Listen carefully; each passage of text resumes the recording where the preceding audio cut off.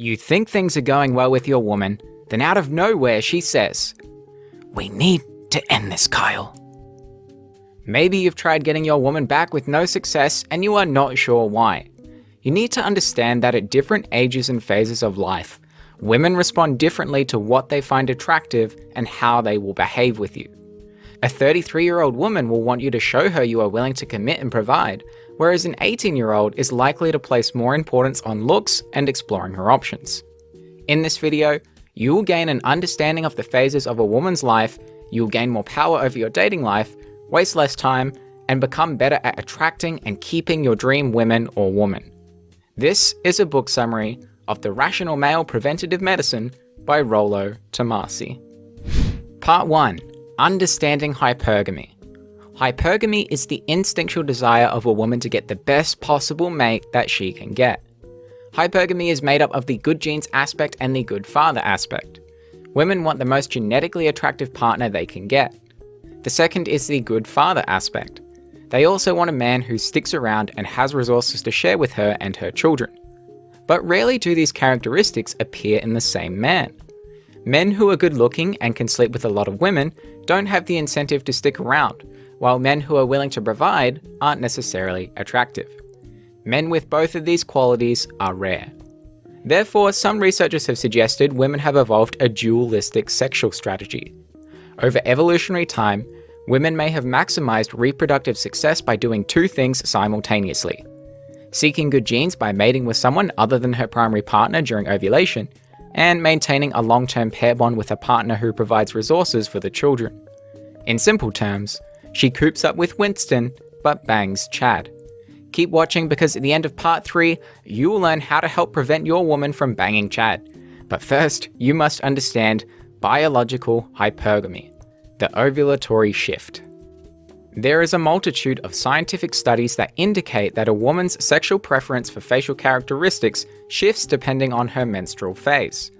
When women ovulate, they prefer masculine faces, faces with features that indicate high levels of testosterone, like wide faces, beards, and defined jawlines.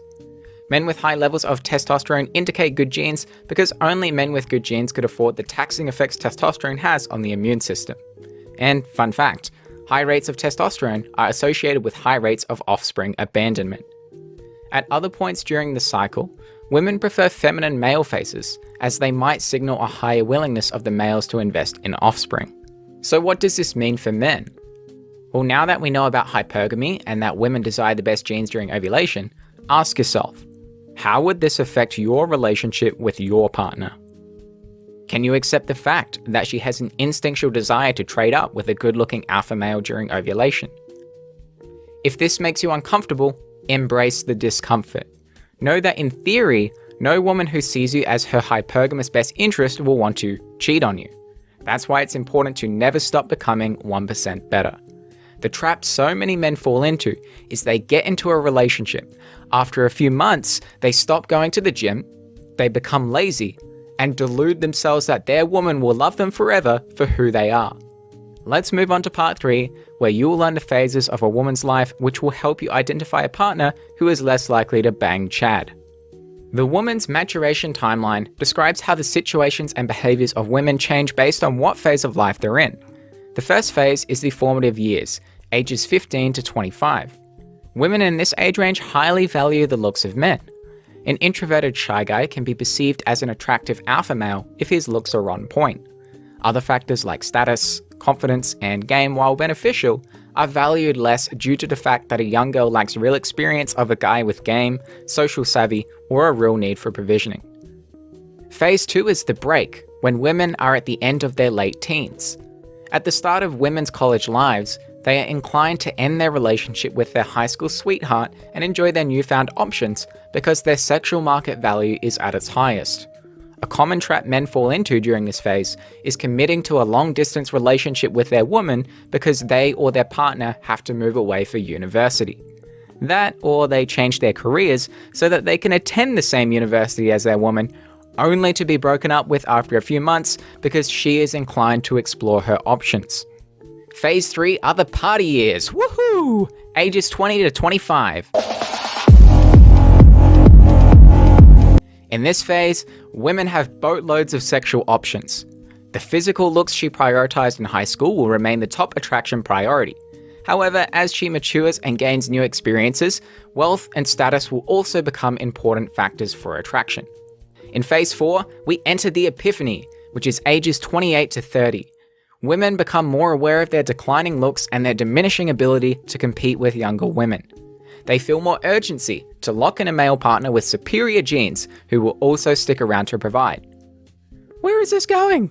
is the most common question a man will be asked during this phase. She might stop having sex with you or threaten to break up if she doesn't feel that you would get down on one knee for her.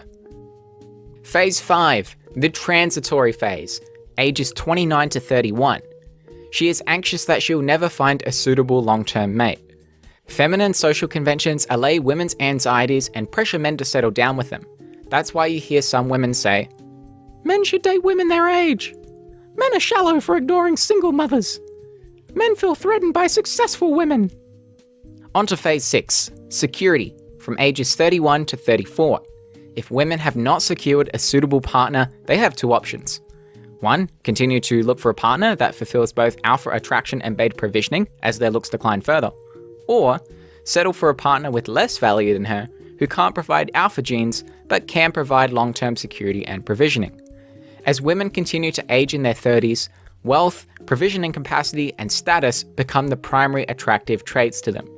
Women in this phase are the toughest to date because of the heavy desire for you to commit and entitlement. "I'm more valuable than those younger girls," she tells herself. A mixture of feminism, her achievements, and fear of losing her value manifests as entitlement. Men are repelled, and the high-value ones are dating the younger girls, so she is left with little options. Phase 7, redevelopment, ages 40 to 48. A new alpha reinterest begins to emerge. While security may still be an important concern for her, she turns her attention to the excitement she used to enjoy with her past alpha lovers. And finally, phase 8, late phase security, ages 48 plus. Her primary desire is security and provisioning as her appearance decays. Now, as promised, to decrease the likelihood of your woman banging Chad, you have two main options.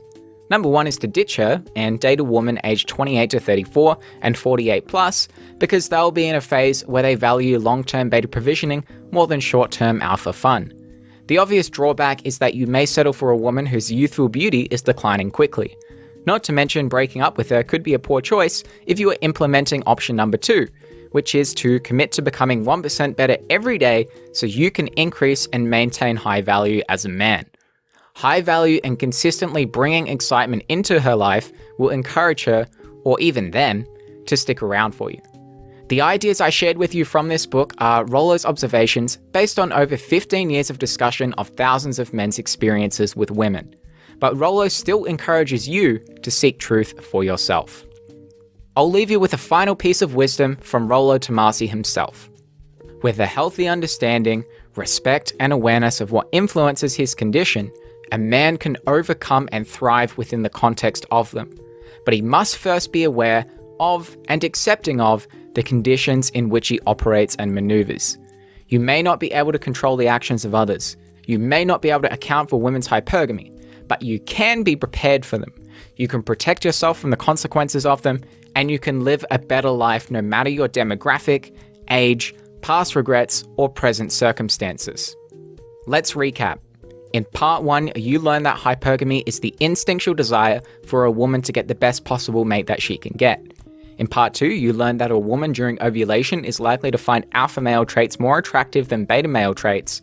And in part 3, you learn the different phases of a woman's life and how it affects their behavior and preferences in a mate.